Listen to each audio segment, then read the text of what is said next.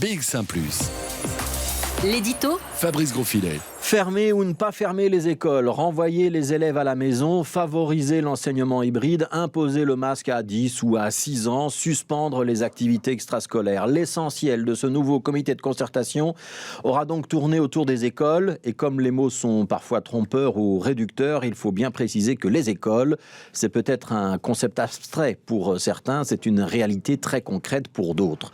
Prendre des mesures qui touchent l'éducation, réorganiser l'enseignement, c'est modifier la vie des enseignants et surtout la vie des élèves. Et derrière ces élèves, il y a des parents, des grands-parents, une vie familiale qu'il va falloir adapter aux nouvelles donnes. On va prendre une analogie très simple à comprendre et qui en plus est d'actualité. Notre niveau de contamination qui s'emballe ces dernières semaines, c'est un peu comme un réacteur nucléaire qui serait progressivement entré en surchauffe et qu'on a désormais du mal à contrôler. Pour les épidémiologistes, c'est donc très simple. Fermer les écoles, c'est comme déverser des trompes d'eau sur le cœur de ce réacteur et ça refroidira l'ensemble du système. Pour les acteurs de l'école, on ne voit pas le réacteur. Mais on voit très bien les trompes d'eau qui vont mettre tout le système éducatif à l'arrêt. Une fois qu'on aura inondé le système, il faudra des semaines, voire des mois pour éponger les dégâts. Et si les meilleurs élèves, issus souvent des familles aisées, réussiront à surnager, d'autres, en revanche, seront noyés au fond de la piscine.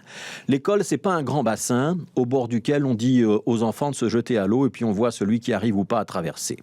L'école, c'est une responsabilité que nous avons vis-à-vis de chaque enfant, de l'amener dans les meilleures conditions à sa vie d'adulte.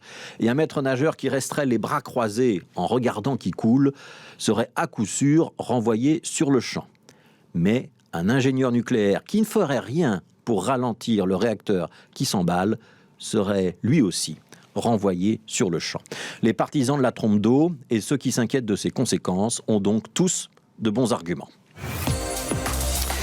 Alors la querelle des écoles, c'est en grande partie une question de point de vue. Suivant qu'on est du côté des ingénieurs nucléaires, de leur regard froid, détaché, logique mais clinique, ou du côté de ceux qui sont avec les enfants au bord de la piscine et qu'on voit les dégâts que la trappe qui s'apprête à déverser des trompes d'eau pourrait causer. Être au front dans un hôpital ou être au front dans une école, ça modifie votre point de vue sur la question. Et ceux qui sont à la fois membres du personnel soignant, mais mères ou pères de famille, vivent intérieurement ce grand déchirement.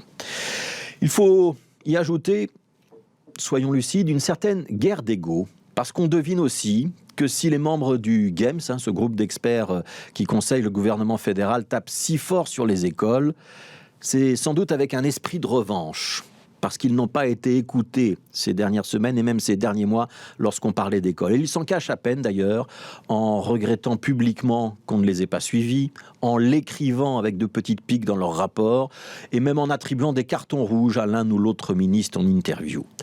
Les membres de ce groupe d'experts font de la politique, dans le sens où ils ont compris qu'ils sont des acteurs de la décision politique. Ça les amène à durcir leurs demandes, exiger 100 dans l'espoir d'obtenir 75. Ça les amène aussi à organiser leur communication avec des fuites dont on a longtemps pensé qu'elles étaient une exclusivité du monde politique pour pourrir ou forcer un débat, mais dont il n'est désormais plus exclu qu'elles puissent aussi émaner du monde académique. Ce vendredi, à l'entrée du comité de concertation, il y avait donc deux camps. Alexander De Croo et Frank Vandenbroek, du côté des experts, pour des mesures fermes et fortes, y compris avec l'arrêt de l'école. Et puis en face, Caroline Désir et Ben Waits, le ministre flamand de l'enseignement, du côté des enseignants, entre les deux des parents qui peuvent être divisés, et le drame pour tous les enfants. C'est que la victoire de l'une ou l'autre thèse n'est désormais plus une décision rationnelle. C'est en grande partie une question de victoire personnelle, une sorte de nouvelle guerre scolaire.